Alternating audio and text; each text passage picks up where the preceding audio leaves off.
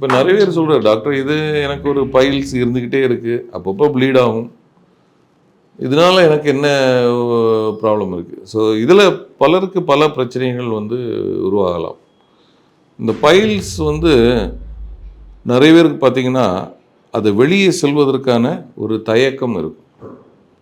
ஏன்னா அது இருக்கிற இடத்த போய் நம்ம இன்னொரு ஆள்கிட்ட எதுக்கு சொல்லணும் அப்படின்னு சொல்லி அதை they will maintain it secretly. அதை ஒரு ரகசியமாக அதை வைத்து அதை வெளியே அதை ஷேர் பண்ணாமல் அதனால நலிவடைந்து பல பிரச்சனைகளை ஃபேஸ் பண்ணிகிட்ருப்பாங்க. ஸோ இதில் மெயினாக அவங்களுக்கு ஆகிற இரத்த இழப்பு.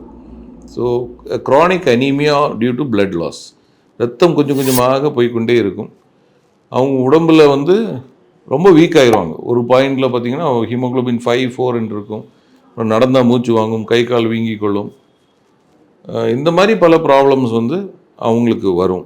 ஸோ ஸ்பெஷலாக பார்த்திங்கன்னா அந்த விமன் லேடிஸ் நிறைய பேர் அதை வெளியே சொல்கிறதுக்கு தயங்கி இந்த மாதிரிப்பட்ட ஒரு நிலைமையில் அவங்க ஆளாகிறாங்க. இன்னொன்று வயது முதிர்ந்தவர்களுக்கு திடீரென்று வரக்கூடிய ஒரு பைல்ஸ். ஸோ இதையும் நீங்கள் கொஞ்சம் கவனமாக இருக்க வேண்டும். இது இரத்த குழாய் அடைப்பினால் இந்த மாதிரி பைல்ஸ் வரலாம். ஸோ இது மலக்குடலின் உள்ளே ஏதாவது புண்ணோ கட்டியோ ஏதாவது இருக்கிறா அப்படிங்கிறத செக்கப் பண்ணணும்.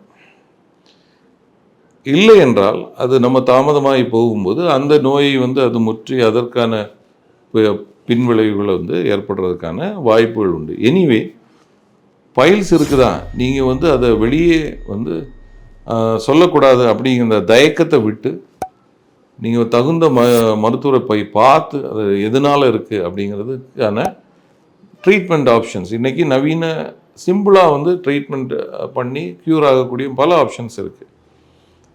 அதனால் நீங்கள் ஒரு தகுந்த மருத்துவரை சந்தித்து அதற்கான ட்ரீட்மெண்ட்டை எடுத்துக்கணும்.